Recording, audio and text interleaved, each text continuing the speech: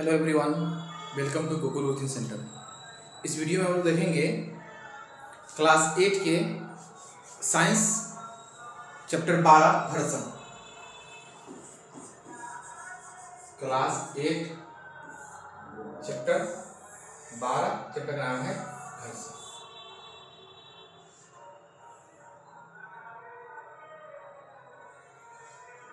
इसमें हम लोग क्या करेंगे, इसमें हम लोग क्लास 8 का जो बुक है उसको रीडिंग करेंगे यानी पढ़ेंगे।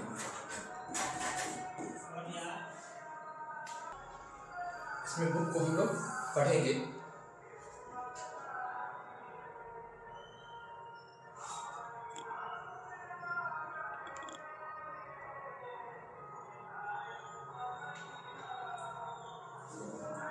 आपने ट्रैफिक सिग्नल पर कार अथवा ट्रक चालक को अपने वाहन को मंद करते हुए देखा होगा।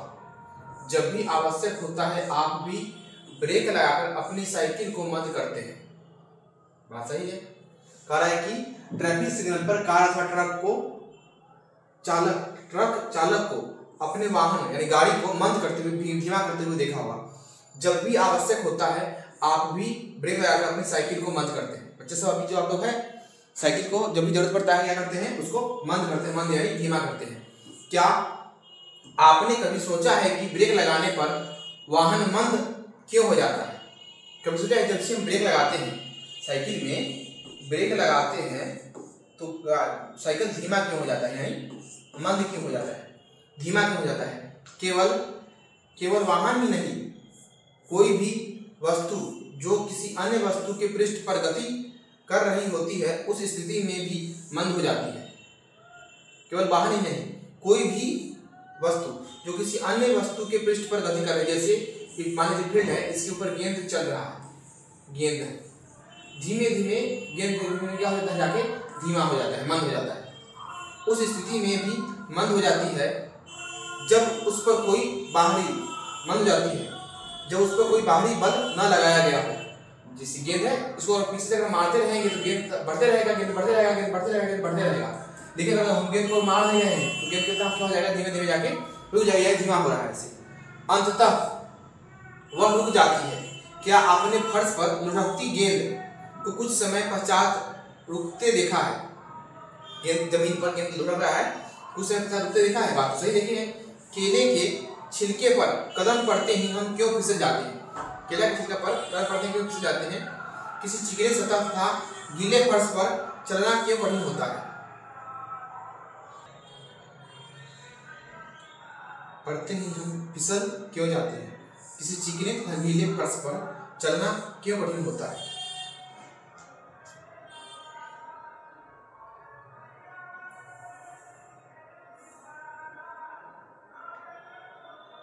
चित्र नंबर 12.1 है। जब कोई लड़का किसी केले के छिलके पर कदम रखता है तो वह गिर जाता है। देखिए बच्चा है, यहाँ केले के छिलका पर पैर रखा है और क्या हो गया, यहाँ पर यूं गिर गया। इस अध्याय में आप इसी प्रकार के प्रश्नों के उत्तर पाएंगे कि कोई जैसे क्यों गिर जाता है, नहीं गिर जाता है, इस प्रकार के उत्तर पाएंगे। 12.1 घर्षण बल क्रियाकलाप 12.1 मेज पर रखी किसी पुस्तक चित्र 12.2 इसमें यहाँ मेज, जहाँ मेज है, मेज पर रखा है पुस्तक। 12.1 ए को धीरे से धकेलिए, धीरे से किताब को धीरे से धकेलिए। आप ये देखेंगे कि कुछ दूरी चलकर यह रुक जाती है, कुछ दूरी चलकर यह रुक जाती है। इस क्रियाकलाप को विपरीत दिशा में बल लगाकर दोहराइए। इस क्रियाकलाप को विपरीत दिशा में, उल्टा दिशा में बल लगाकर दोहराइए। क्या आप इस प्रकार इस बार भी पुस्तक रुक जाती है? क्या आप इसका स्पष्टीकरण सोच सकते हैं? क्या हम कह सकते हैं कि पुस्तक की गति का विरोध करने के लिए उस पर कोई बल लगना चाहिए? इस बल को घर्षण बल कहते हैं। इस बल को घर्षण बल कहते हैं। जो बल गति का विरोध करता है, उससे गति के विरोध करने के लिए उस पर कोई बल लगता है। गति का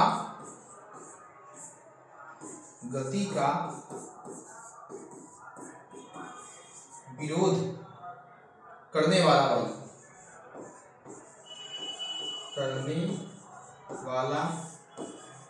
बल क्या कहलाएगा? घर्षण बल कहलाएगा। गति का विरोध करने वाला बल घर्षण बल कहलाएगा। देखिए यहाँ पहले इस दिशा में बल लगाया है, फिर इसके जस्ट उल्टी दिशा में बल लगाया है। चित्र 12.A और B, घर्षण पुस्तक तथा फर्श के पृष्ठों के सापेक्ष गति का विरोध करता है। घर्षण क्या करता है? गति का विरोध करता है। आप याद रखना, घर्षण क्या करता है? गति का विरोध करता है। घर्षण क्या करता है? गति का विरोध करता है। आपने देखा कि यदि आप कोई बाईं दिशा में बल लगाते हैं, यदि कोई आप बाईं दिशा में बल लगाते हैं तो घर्षण दाईं दिशा में होता है। अगर आप इस तरफ बल लगाएंगे तो घर्षण इस तरफ लगेगा, कार्य करता है। यदि आप दाईं दिशा में बल लगाते हैं तो घर्षण बाईं दिशा में लगेगा, कार्य करता है। आप बल लगाएंगे दाएं में तो घर्षण लगेगा बाएं में, बल लगाएंगे बाएं में तो घर्षण लगेगा दाएं में।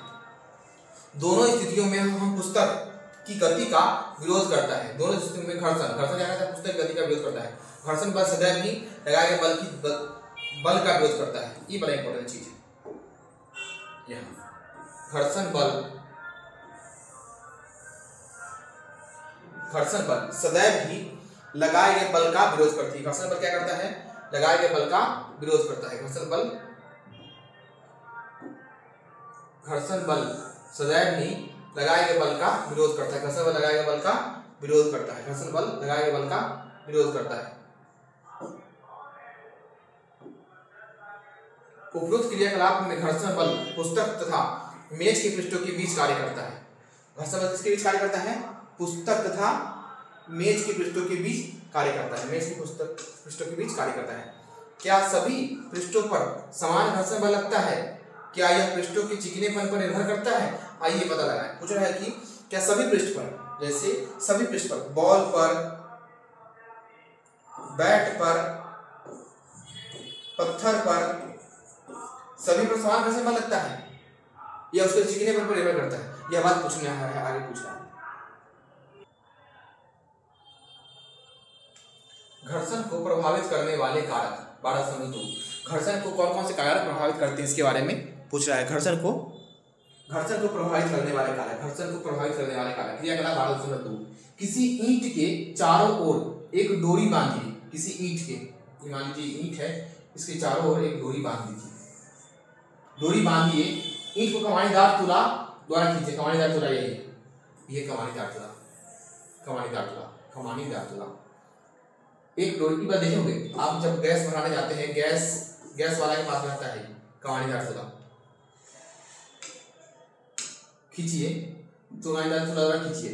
आप कुछ बल लगाना पड़ता है। जैसे ही ईंट गति करना आरंभ करे, कमानीदार तुला का पाठ्यांक लीजिए, मतलब कितना नापिए, कितना गति कर रहा है। इससे आपको उसका घर्षण बल की माप प्राप्त होगी, जो ईंट तथा फर्श के पृष्ठों के बीच लगता है। यहाँ देखिए, ये ईंट है, ईंट में यहाँ धागा बांध दिया और इसको कमानीदार तुला से नाप रहा है।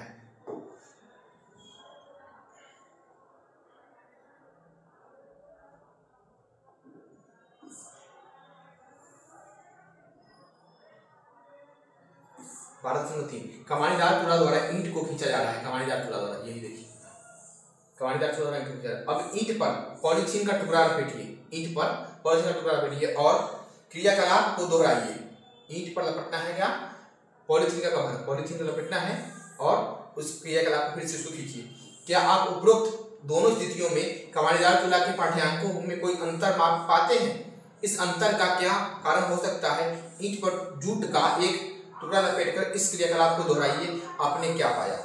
पहली बार क्या करना है? सीधे ईंट को खींचना है, उसके बाद प्लास्टिक लपेट खींचना है, उसके बाद जूट का लपेट खींचना है। आप क्या क्या अंतर पाते हैं इसके बारे में बताना है।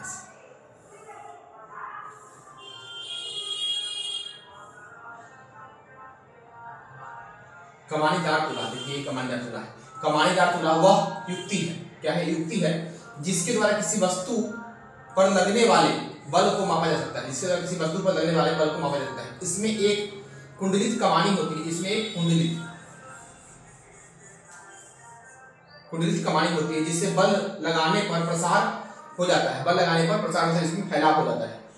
कमानी के इस प्रकार प्रसार की माप इसके आंशिक पैमाने पर चलने वाले संकेतक द्वारा की जाती है।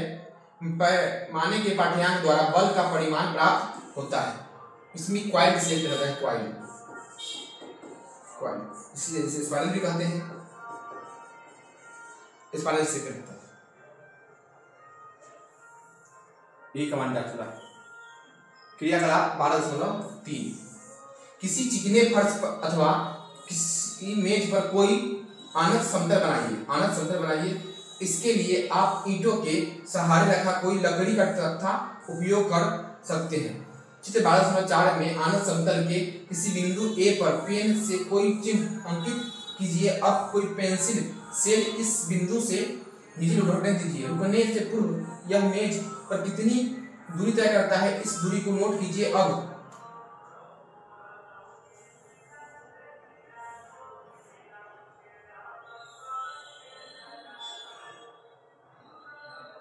मेज पर कोई कपड़ा बिछा दीजिए। यह सुनिश्चित कीजिए कि कपड़े में सिलवट ना हो। उपरोक्त क्रियाकलाप को फिर कीजिए। चित्र 12.4b ये देखिए, यही इंक्लाइंड है यानी आनत समतल है।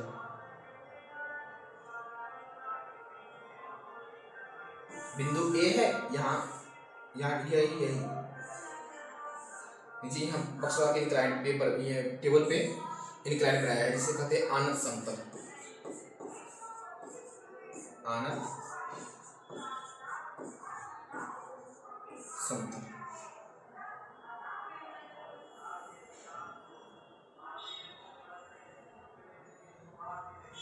ए था और ये बी है। बिंदु ए फिर से यहाँ पे लगा दिया और इस पर पेपर लगा दिया। उसके बाद पेंसिल से तो विभिन्न यहाँ सेल यहाँ पे लगा दिया। अब यहाँ से दूर दिखाएगा। पेंसिल से विभिन्न पृष्ठों पर भिन्न भिन्न दूरियां तय करता है। यहाँ पे अलग दूरी, यहाँ पे अलग दूरी यहाँ तक किया और यहाँ पे यहाँ दूरी तक तय किया। पेंसिल से विभिन्न पृष्ठों पर विभिन्न दूरियां तय करता है। मेज पर रेत की पतली परत बिछाकर इस क्रियाकलाप को दोहराइए। समस्त क्रियाकलाप में आनत समतल का ढलान समान रखिए। जो ढलान है इसको समान रखा गया है। पहली बार सीधे मेज पर, दूसरी बार में पतली, दूसरी बार तीसरी बार रेत के परत डालकर, और दूसरी बार में क्या था, दूसरी बार में कपड़े में सिलवट ना, कपड़े में लेकर। पहली बार सीधे इस पे पेंसिल पर फिसा देना है, दूसरी बार कपड़ा लगाना है और तीसरी बार इसमें रेत लगाना है। रेत लगाना देखना है कि क्या समान ढलान रखती है, ढलान क्या रहता है, समान है कि कितना दूरी तय करती है। ये जो पेंसिल है ये कितना दूरी तय करती है, पेंसिल वाली पट्टी है कितना दूरी तय करती है। इससे किस स्थिति में आप पेंसिल सेल द्वारा तय की गई दूरी सबसे कम है, किस स्थिति में सबसे कम है, किसमें सबसे ज्यादा है। 1 2 3 तीनों बार लिए। एक बार था सीधे प्लेन था, एक बार में कपड़ा था और तीसरी बार में रेत था। तो किसमें सबसे ज्यादा दूरी किया है, किसमें सबसे कम दूरी तय किया है, पूछ रहा है। सेल द्वारा हर बार तय की दूरियां भिन्न भिन्न क्यों होती है। जो सेल है बैटरी जो हर बार दूरी तय किया है, भिन्न भिन्न क्यों किया है, इसके कारण जानने का प्रयास कीजिए। आप अपने परिणाम पर क्या कीजिए, चर्चा करना है, चर्चा कीजिए।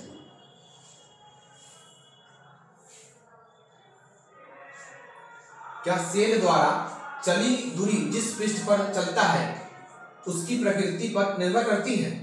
जिस पृष्ठ पर चलता है उस पर निर्भर करती है। आपको पूछ रहा है निर्भर करती है, तो हाँ यह निर्भर करती है, यस निर्भर करती है। क्या पेंसिल सेल के पृष्ठ पर चिकनापन भी चली गई दूरी को प्रभावित करता है, यस प्रकृति पर भी निर्भर करती है और चिकनापन भी इस पर निर्भर करता है। मैं इस क्रियाकलाप को सेल पर रेगमाल का टुकड़ा लपेट कर करूंगा। रेगमाल वही सैंड पेपर, सैंड पेपर को कहते हैं रेगमाल।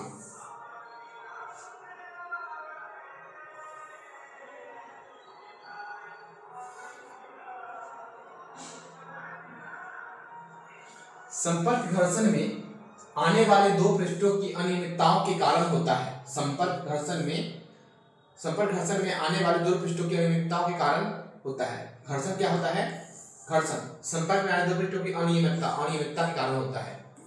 ऐसे पृष्ठ जो देखने में बहुत चिकने लगते हैं उनमें बहुत सारी सूक्ष्म अनियमितताएं होती है। कितना बोला चिकना है, बोर्ड चिकना है, लेकिन इसके भी अंदर में क्या है, कुछ अनियमितता है। दो पृष्ठों की अनियमितता एक दूसरे के भीतर धंस जाती है। दो पृष्ठों की अनियमितता होती है, दूसरे के भीतर धंस जाती है। जब हम एक पृष्ठ पर दूसरे पृष्ठ को गति कराने का प्रयास करते हैं तो हमें इस अंतः बंधन यानी इंटरलॉकिंग अंतः बंधन इंटरलॉकिंग पर पार पाने के लिए कुछ बल लगाना पड़ता है। खुरदुरे यानी रुक्ष पृष्ठों पर ये अनियमितताएं अधिक संख्या में होती है, अतः यदि पृष्ठ रुक्ष हो तो घर्षण बल अधिक होता है। पृष्ठ अगर रुक्ष हो, अगर खुरदुरा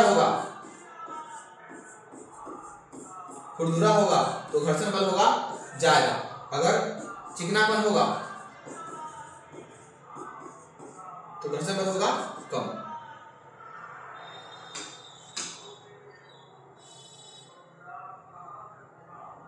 याद रखना है, अगर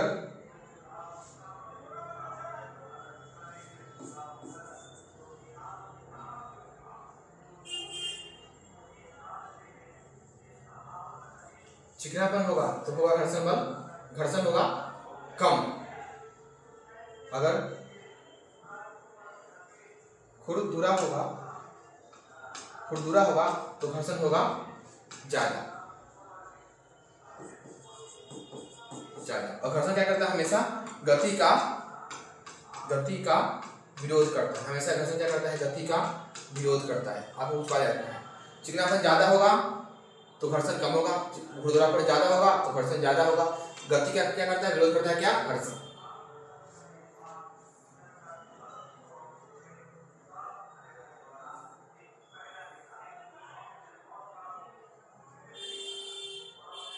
देखिए, ये पुस्तक का पृष्ठ है ये वाला और मेज का पृष्ठ है ये वाला। ये क्या कर रहा है? पृष्ठ चित्र पृष्ठीय अनियमितताएं है। इसके बीच में यहाँ देखिए अनियमितता आपको दिख रहा है, यहाँ है ये वाली, ये अनियमितता है।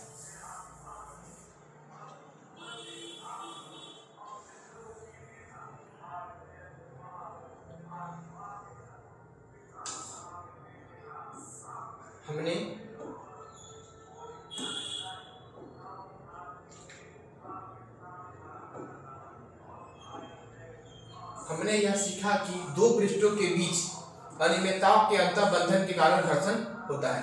घर्षण किसके कारण होता है? दो पृष्ठों के बीच अंतःबंधन किसके कारण? अनियमितताओं के कारण। अनियमितताओं के अंतःबंधन के कारण क्या होता है? घर्षण उत्पन्न होता है। स्पष्ट है कि यदि पृष्ठों को बलपूर्वक दबाए तो घर्षण में वृद्धि हो जाती है। पृष्ठों को बलपूर्वक क्या करें? दबाए तो घर्षण में वृद्धि हो जाएगी। इसका अनुभव आप किसी चटाई को उस समय खींचकर कर सकते हैं जब उस पर कोई व्यक्ति नहीं बैठा है, जब कोई व्यक्ति उस पर बैठा है। चटाई मान लीजिए एक चटाई है, इस पर उसको एक बार खींचिए, और यही एक चटाई है जिसको अपनी बार खींच, जिसमें क्या है? कोई व्यक्ति बैठा हुआ है। तो इस दोनों में आप अंतर कर सकते हैं।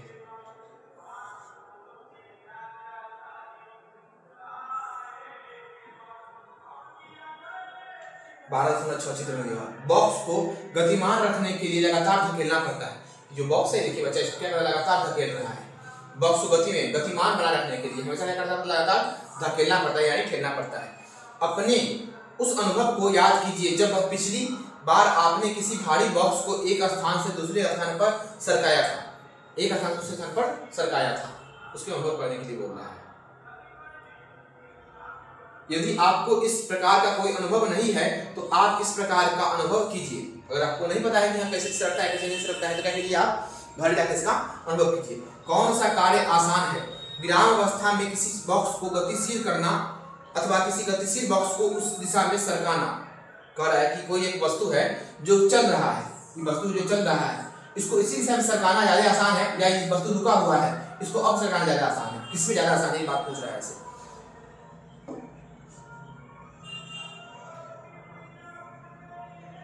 किसी रुकी हुई वस्तु को विराम से गति प्रारंभ करने की स्थिति में घर्षण पर पार पाने के लिए वस्तु पर लगाया जाने वाला बल स्थैतिक घर्षण की माप होती है। किसी रुकी वस्तु को विराम से गति करने की स्थिति में घर्षण पर पार पाने के लिए वस्तु पर लगाया जाने वाला बल स्थैतिक घर्षण की माप होती है। इसके विपरीत किसी वस्तु को उसी चाल से गतिशील रखने के लिए आवश्यक है बल उसके सर्पी घर्षण की माप होती है। इसके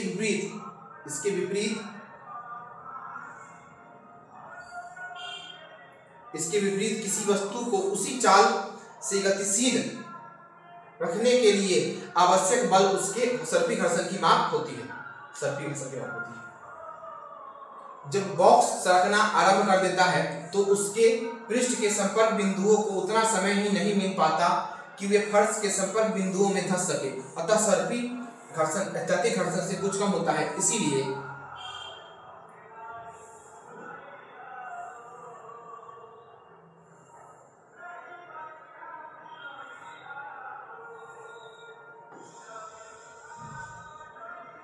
किसी बॉक्स में गति आरंभ करने की अपेक्षा पहले से गतिमान गति बॉक्स की गति बनाए रखना सरल होता है। बात तो सही कर रहा है, कोई चीज पहले से रुका हुआ है उसको गति में लाना थोड़ा मुश्किल है, लेकिन कोई वस्तु पहले से गति में है उसे और गति में ले जाना थोड़ी आसान है।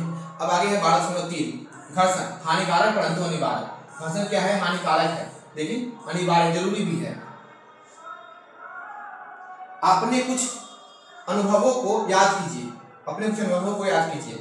किसी कांच का गिलास अथवा किसी कुल्हड़ में किसे पकड़े रखना आसान है। ये गिलास है, ये कुल्हड़ है, माटी की कुल्हड़ है, किसे पकड़ना आसान है। मान लीजिए किसी गिलास का बाहरी पृष्ठ चिकना है अथवा उस पर पकाने की तेल की परत चढ़ी है तो क्या उसे हाथ में पकड़ना आसान होगा अथवा अधिक कठिन हो जाएगा? कोई गिलास है, इसको जब हम बाहर से पकड़ते हैं तो चिकना है और उसमें पकाने की तेल चढ़ा हुआ है तो उसको पकड़ना तो क्या है? आसान है कि मुश्किल की बात पूछ रहा है। जरा सोचिए, यदि घर्षण ना हो तो क्या आपके लिए गिलास को पकड़े रखना संभव हो पाएगा? बिल्कुल नहीं हो पाएगा।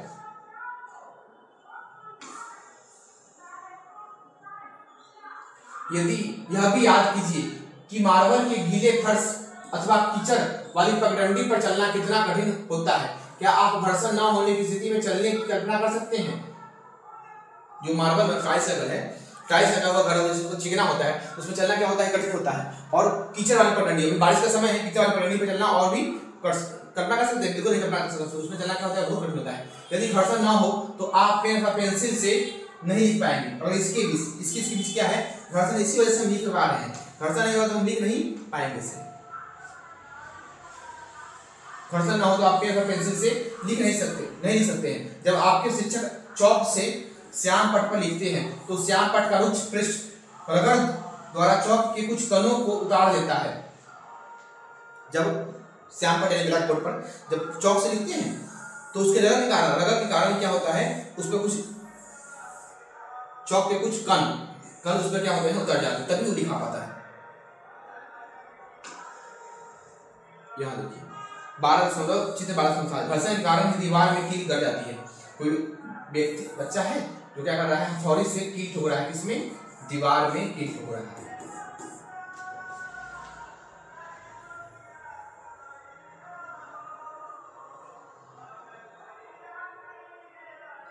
श्याम पट से चिपक जाते हैं और इस प्रकार श्याम पट पर आपको लिखावट दिखाई पड़ती है। जब श्याम पट लिखा जाता है चौक से तो श्याम पट के ऊपर कुछ कण चिपक जाते हैं जिससे आपको लिखावट दिखाई पड़ती है। यदि सड़क तथा वाहन के टायरों के बीच घर्षण ना हो तो उन वाहनों की न तो गति आरंभ की जा सकती है और न ही उन्हें रोका जा सकता है और न ही उन्हें दिशा परिवर्तित किया जा सकता है। कह रहा है कि टायर और सड़क के बीच अगर घर्षण ना हो तो टायर के बीच ना हो तो घर्षण अगर ना होता हो तो उनके वाहनों की न गति शुरू की जा सकती है और न ही उन्हें रोका जा सकता है और न ही उसके दिशा परिवर्तन किया जा सकता है। अगर कब? जब उनमें घर्षण ना हो। इसलिए तो आप देखते हैं जब टायर देखा जाता है कि टायर से कहा जाता है कि टायर की जो अपने कहते हैं टायर में गोटी नहीं है, टायर खिया गया है, चिकन हो गया है। जब खिया गया है, चिकन हो गया, गोटी नहीं रहता है तो क्या होता है? उसमें वो फिसलने लगता है। अगला, यदि कोई वस्तु गति आरंभ कर दे तो वह कभी नहीं रुकेगी यदि वहां घर्षण ना हो। कोई गति चल रहा है और घर्षण नहीं हुआ तो रुकेगा ही नहीं। आप दीवार में कील नहीं ठोक पाते। 12.7 में दिखाए थे।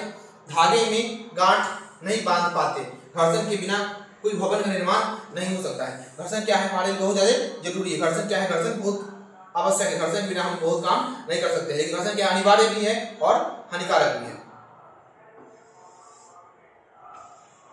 घर्षण के कारण जूतों के तल खिंच जाते। देखिए यहाँ जूता है, ये जूते के तल आप देखे होंगे। आपको खुद को चप्पल 6 महीने साल भर के अंदर अंदर में क्या होता है, उसको कहा जाता है खराब हो गया है, घिस गया है। जब चिकना हो जाता है तो आप गिरने लगते हैं, फिसलने लगते हैं।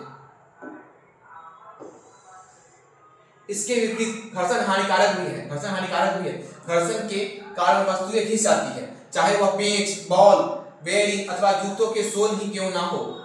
चित्र 12 में आपने रेलवे स्टेशनों पर पैदल ऊपरी पुलों की घिसी पिटी सीढ़ियां देखी होगी। इसे बात सही है। जब आप रेलवे स्टेशन पे जाएंगे तो जो पैदल चलने वाला ऊपरी पुल होता है उस पर ना घिसी पिटी सीढ़ी क्या हुआ है, घिस गया। बहुत सारे सीढ़ी के क्या होता है, घिस के जाता है।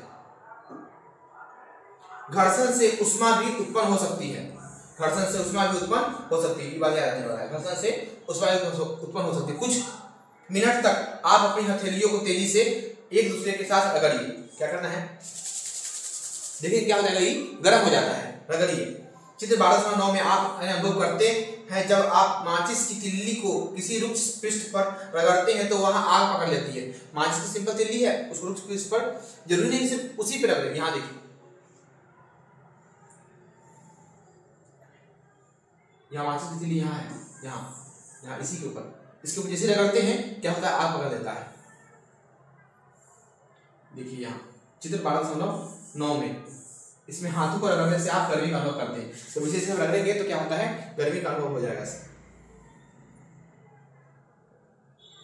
और ये दिया हुआ है, घर्षण के कारण माचिस की तीली रगड़ने पर आग पकड़ लेती है। आप देखे होंगे कभी सिनेमा वगैरह में, मूवी सब में कि कोई हीरो वगैरह होता है, सब जो क्या करता है, जूते से ऐसे खींच के माचिस की तीली से आग पकड़ा लेता है। यहाँ पे क्या कर रही है, घिस रही है किस पे, माचिस की तीली घिस रही है माचिस के उस बाहर वाले पृष्ठ पर, सही।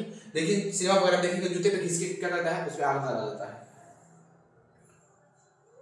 जिससे घर्षण द्वारा उष्मा उत्पन्न होती है। वास्तव में जब हम किसी मशीन का उपयोग करते हैं तो घर्षण से उत्पन्न उष्मा के कारण अत्यधिक ऊर्जा नष्ट हो जाती है। निम्नलिखित अनुभाग में हम घर्षण का कम कर के उपाय पर चर्चा करेंगे। तो नीचे क्या करेंगे, घर्षण कैसे कम किया जाता है उस पर हम बात करेंगे। आगे देखते हैं।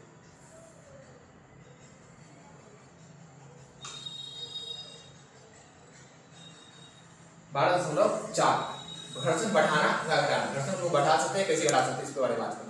पिछले भाग में आपने देखा कि कुछ परिस्थितियों में घर्षण वांछनीय है, मतलब जरूरी है। क्या आपने कभी यह सोचा कि आपके जूतों की तली खांचेदार क्यों होती है, जूते की तली खांचेदार इसलिए खांचेदार क्यों होती है? खांच जूतों की फर्श को पकड़ बनाते हैं, खांच के कारण जूतों के फर्श पर पकड़ बनाते हैं, जिसके कारण आप चलते समय सुरक्षित रहते हैं। इस प्रकार के कारों, ट्रकों तथा बुलडोजरों के टायर भी खांचेदार होते हैं, जिससे सड़क पर उनकी अच्छी पकड़ बनती है। देखिए उनके टायर सब में ऐसे ऐसे खांचे बना रहता है, ऐसा खांचा देखिए यहाँ जूता के सोल में भी, यहाँ पर भी खांचा बना हुआ है और यहाँ पर भी खांचा बना हुआ है। जब भी आप जूता खरीदे जिसमें ज्यादा खांचा हो उससे जूता खरीदे, और ट्रैक्टर में भी जब ये सब घिस जाता है तभी टायर उसको बदल दिया जाता है।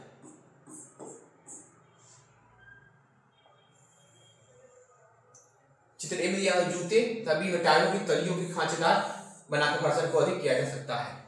स्वचालित वाहनों तथा साइकिलों के ब्रेक प्रणालियों में ब्रेक पैडों का उपयोग होता है। आप देखें साइकिल जब ब्रेक लगाते हैं वहां पर देखिए रबर का लगा रहता है, रबर का ब्रेक लगा रहता है, जिसके जब नया ब्रेक जो रबर होता है लगवाते हैं तो क्या होता है, ब्रेक ज्यादा लगता है, लेकिन जैसे धीरे धीरे कम हो जाता है ब्रेक धीरे धीरे लगाना और कम हो जाता है। हम जानबूझकर घर्षण में वृद्धि करते हैं। जब आप कोई साइकिल चलाते हैं तो उसमें ब्रेक पैड चाहिए, को स्पर्श नहीं करते हैं, परंतु जब आप ब्रेक लीवर को दबाते हैं तो ये पैड घर्षण के कारण रिम की गति को रोक देता है। जब आप घर्षण उसको दबाते हैं तो रिम की गति क्या करता है, रिम घूमने वाला उस गति को रोक देता है और पहिया गति करना बंद कर देता है।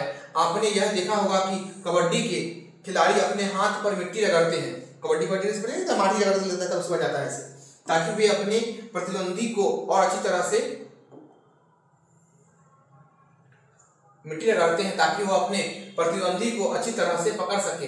व्यायामी जिम्नास्ट अपने हाथों पर कोई रुक्ष पदार्थ लगा लेते हैं ताकि घर्षण में वृद्धि करके अच्छी तरह से पकड़ बना सके। तो जिम करने वाला जो रुक्ष पदार्थ लगा लेता है, पाउडर वाला लेके लगा तब क्या करता है, जिम करता है।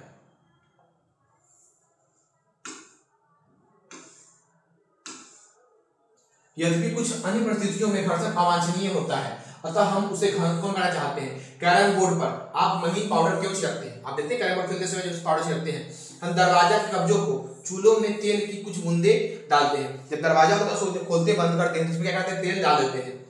दरवाजा सहज ही घूमने लगता है। साइकिल की तथा मोटर के मैकेनिक मिस्त्री इस मशीनों को गतिशील भागों के बीच ग्रीस कहते हैं लगाते हैं। उपरोक्त सभी परिस्थितियों में हम दक्षता में वृद्धि के लिए घर्षण को कम करते हैं। जब तेल, ग्रीस अथवा ग्रेफाइट को किसी मशीन के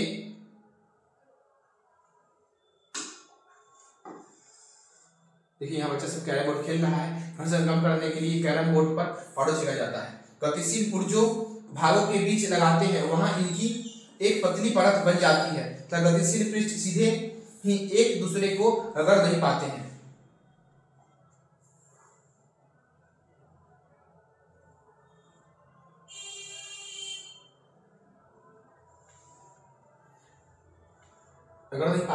इस प्रकार की अनियमितताओं का अंतःपासन काफी सीमा तक दूर हो जाता है। सही गति सहज बन जाती है। घर्षण कम करने वाले पदार्थों को स्नेहक कहते हैं। घर्षण कम करने वाले पदार्थों क्या कहते हैं? स्नेहक कहते हैं। इसको लुब्रिकेंट भी कहते हैं, अंग्रेजी में कहते हैं लुब्रिकेंट कहते हैं, हिंदी में कहते हैं। याद रखना है, घर्षण कम करने वाले पदार्थों क्या कहते हैं? स्नेहक कहते हैं।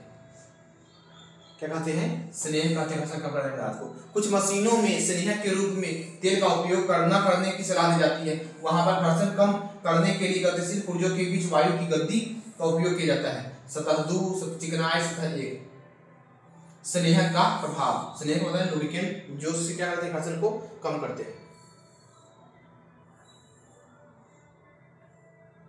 क्या हम पृष्ठों पर पालिश करके अथवा अत्यधिक मात्रा में स्नेहक पदार्थों का उपयोग करके घर्षण को घटा कर शून्य कर सकते हैं? शून्य चलो नहीं कर सकते हैं। घर्षण कदापि पूर्णतः समाप्त नहीं हो सकता, यही हुआ है।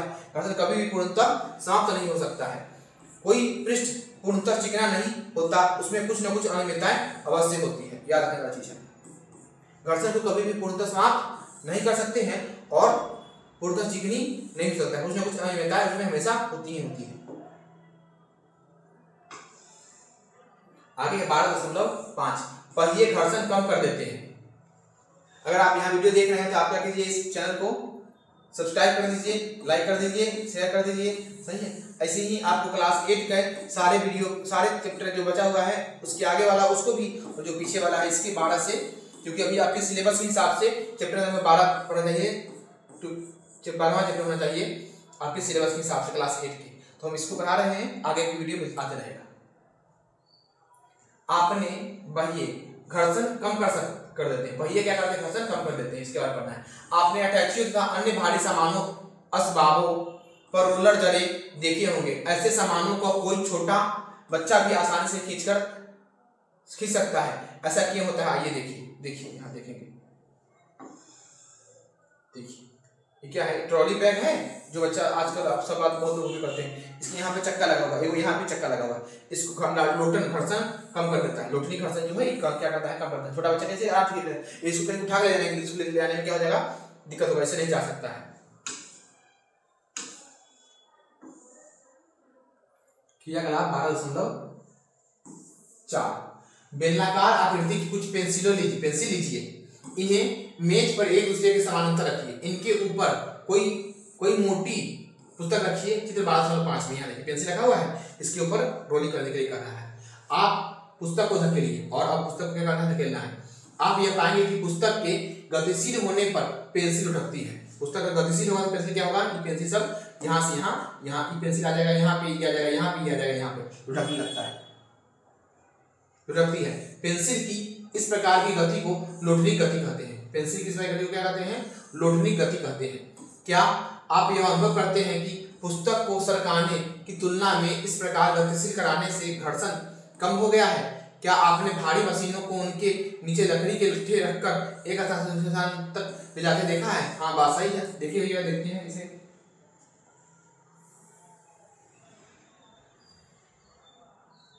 पुस्तक की गति। जब एक पुस्तक किसी दूसरी वस्तु के पृष्ठ पर लुढ़कती है तो उसके गति के प्रतिरोध को लोटनिक घर्षण कहते हैं। इंपॉर्टेंट चीज है। जब एक पुस्तक किसी दूसरी वस्तु के पृष्ठ पर लुढ़कती है, जब एक वस्तु किसी दूसरी वस्तु के पृष्ठ पर लुढ़कती है तो उसकी गति को क्या कहते हैं? गति के प्रतिरोध को लोटनिक घर्षण कहते हैं। लोटन घर्षण कम कर देता है। लोटन क्या करता है? घर्षण कम कर देता है। किसी वस्तु को दूसरी वस्तु पर सरकने की तुलना में लोटन करना सदैव आसान होता है। लोटन करना सदैव आसान होता है। यही कारण है कि रोलर जरा सामान खींचना सुविधाजनक होता है।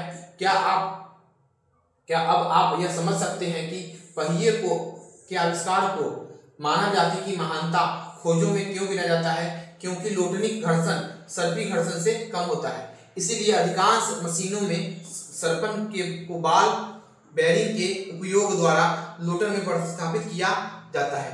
छत के पंखों तथा साइकिल में धुरी नाभि हब के बीच बॉल बेरिंग का उपयोग किया जाता है। सामान्य उदाहरण 12.16 में देखिए।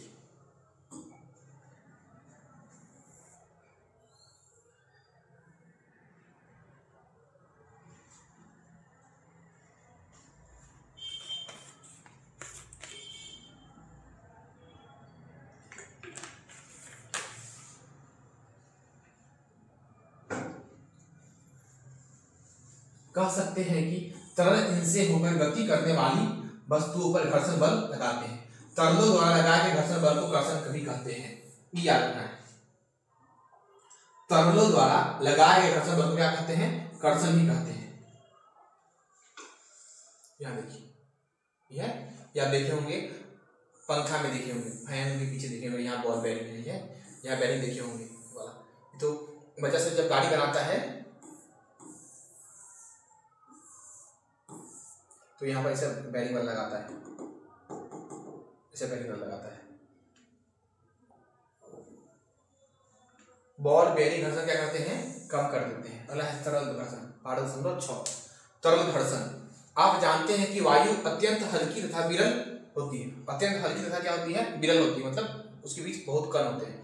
फिर भी इससे होकर गति करने वाली वस्तुओं पर वायु घर्षण बल लगाती है। इस प्रकार के जल अथवा अन्य द्रव्य भी इनसे होकर गति करते हैं। वस्तुओं पर घर्षण बल लगते हैं। विज्ञान में गैसों तथा द्रव्यों को एक ही नाम तरल दिया गया है। बहुत बार पूछा गया है ऐसे। तरल किसे कहते हैं? तरल किसे कहते हैं? तो किसे किसे? गैस को और द्रव को, गैस को और द्रव दोनों को संयुक्त रूप से क्या कहते हैं?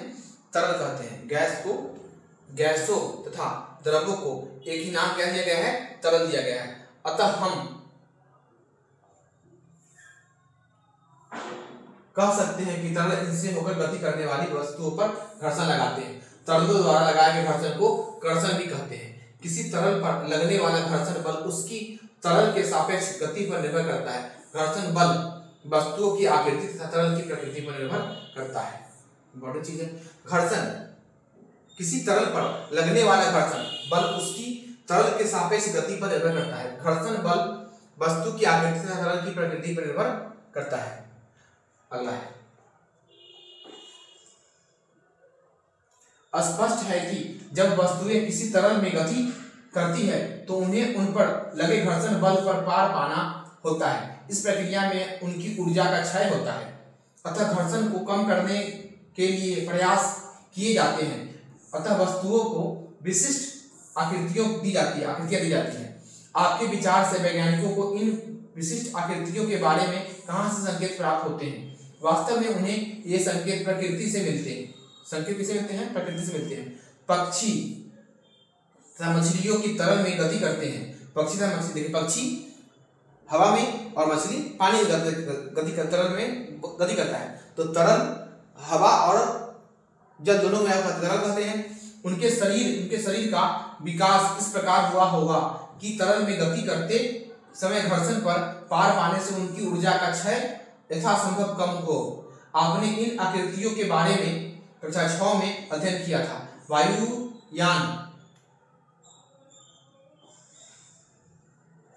वायुयान की आकृति को सावधानीपूर्वक देखिए 12.17 में। क्या आप इसकी आकृति को अथवा किसी पक्षी की आकृति में कोई समानता पाते हैं? वास्तव में सभी वाहनों के डिजाइन इस प्रकार बनाए जाते हैं कि तरल घर्षण कम हो जाए। देखिए तो यहाँ दिया हुआ है,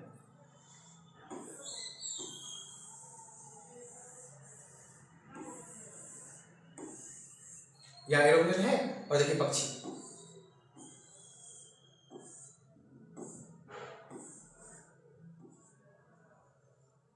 एक हवाई जहाज और पक्षी की आकृति में समानता है, समानता है, बिल्कुल समानता है। तो पूछा है वैज्ञानिक को कहाँ से मिलता है, वैज्ञानिक कहाँ से मिलता है, इन नेचर से यानी प्रकृति से मिलता है। वैज्ञानिक को कि कैसे किसी की आकृति बनाना है, कैसे मिलता है, प्रकृति से मिलता है।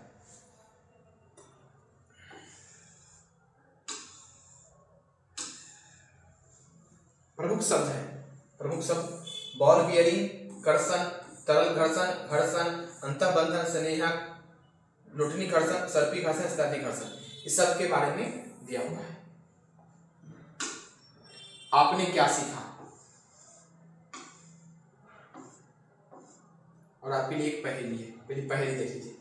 आपके लिए एक पहेली, कुछ परिस्थितियों में मैं गति का विरोध करता हूँ, यद्यपि मैं गति को संभव बनाता हूँ, परंतु मैं सापेक्ष गति का सदा विरोध करता हूँ। दो गतिमान पृष्ठों के बीच लगाइए, वहां कुछ स्नेहक जहां वहां बन जाता है, मैं छोटा बनाइए, गतिमान पृष्ठों का रुक्ष बना देता हूँ। मैं गति को कठिन में हो सकता हूँ, स्थैतिक, सर्पी अथवा लोटनिक, परंतु जब भी हो सकता हूँ, दो पृष्ठों की गति में होता हूँ, सदैव होता हूँ। बताओ मैं हूँ कौन? तो मैं हूँ कौन? मैं हूँ घर्षण, मैं हूँ घर्षण। कौन सी? घर्षण। आपने क्या सीखा, ये बहुत इंपॉर्टेंट है, इसको थोड़ी देख लीजिए। आपने क्या सीखा? पहला है घर्षण संपर्क में रखे दो पृष्ठों के बीच सापेक्ष गति का विरोध करता है, यह दोनों पृष्ठों पर कार्य करता है। पहला चीज, घर्षण संपर्क में रखे दो पृष्ठों के बीच सापेक्ष गति का क्या करता है? विरोध करता है, और यह दोनों पृष्ठों पर कार्य करता है। घर्षण हमेशा दोनों पृष्ठों पर कार्य करता है। घर्षण संपर्क के दो पृष्ठों की प्रकृति पर निर्भर करता है। घर्षण किस पर निर्भर करता है? घर्षण दो पृष्ठों की प्रकृति पर निर्भर करता है। दिए गए पृष्ठों के युगल के लिए घर्षण इन पृष्ठों की चिकनेपन की आवश्यकता पर अवस्था पर निर्भर करता है। दिए गए पृष्ठों के युगल के लिए घर्षण इन पृष्ठों के चिकनेपन की अवस्था पर निर्भर करता है। कितना चिकनापन है, नहीं, इस पर निर्भर करता है। घर्षण इस बात पर निर्भर करता है कि दो पृष्ठों के दूसरे को कितने बलपूर्वक से दबाते हैं, एक दूसरे कितने बलपूर्वक से दबाते हैं, इस पर निर्भर करता है, और उसके चिकनेपन पर भी निर्भर करता है।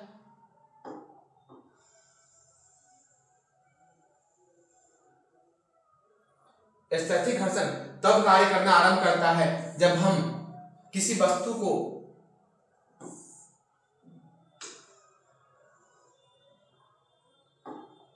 स्थैतिक घर्षण तब कार्य करना आरंभ करता है जब हम किसी वस्तु को उसकी विराम की स्थिति से गति में लाने का प्रयास करते हैं। जब हम विराम से गति में आने का प्रयास करते हैं, जब हम विराम से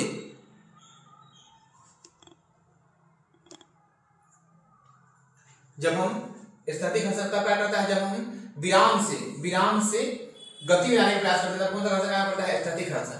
सर्पी घर्षण तब कार्य करता है जब आरंभ करता है जब कोई वस्तु किसी अन्य वस्तु पर सर्पी गति करती है। सर्पी घर्षण स्थैतिक घर्षण से कम होता है। सर्पी घर्षण सबसे ज्यादा होता है स्थैतिक, उससे कम होता है सर्पी, और उससे कम होता है लोटनी। सर्पी घर्षण स्थैतिक घर्षण से कम होता है। घर्षण हमारे बहुत से क्रियाकलापों के लिए महत्वपूर्ण होता है। किसी पृष्ठ को रुक्ष बनाकर घर्षण को बढ़ाया जा सकता है। जूतों की तली तथा वाहनों के टायर घर्षण बढ़ाने के लिए खांचेदार बनाए जाते हैं। कभी कभी घर्षण अवांछनीय होता है। घर्षण हमारे बहुत से क्रियाकलापों के लिए क्या है? महत्वपूर्ण है। किसी पृष्ठ के रुक्ष बनाकर रुक्ष करेंगे, क्या करेंगे? घर्षण को बढ़ाया जा सकता है। इसीलिए जूतों की तली और वाहनों के टायर घर्षण बढ़ाने के लिए क्या किया जाते हैं? खांचेदार बनाए जाते हैं। कभी कभी घर्षण अवांछनीय होती है, जरूरी नहीं होती है। स्नेहक लगाकर घर्षण को कम किया जा सकता है। स्नेहक लगाकर क्या करेंगे? घर्षण कम हो जाएगा, और रुक्ष करेंगे तो घर्षण क्या हो जाएगा? बढ़ जाएगा। जब कोई वस्तु किसी अन्य वस्तु पर लोटन करती है तो लोटनी घर्षण का कार्य करना आरंभ करता है। लोटनी घर्षण सर्पी घर्षण की अपेक्षा कम होती है। तो सबसे अधिक कौन हो गया? सबसे अधिक हो गया स्थैतिक, उससे कम सर्पी, उससे कम लोटनी।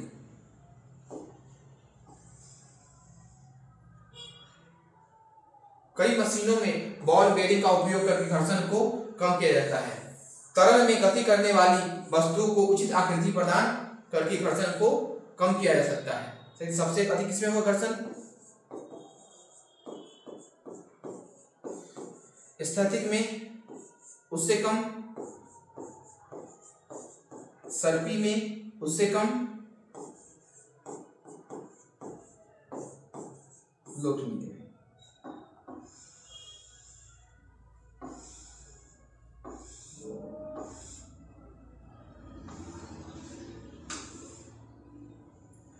इसका क्या अभ्यास शुरू है। अभ्यास के सवाल को देखेंगे अगले वीडियो में, नेक्स्ट वीडियो में।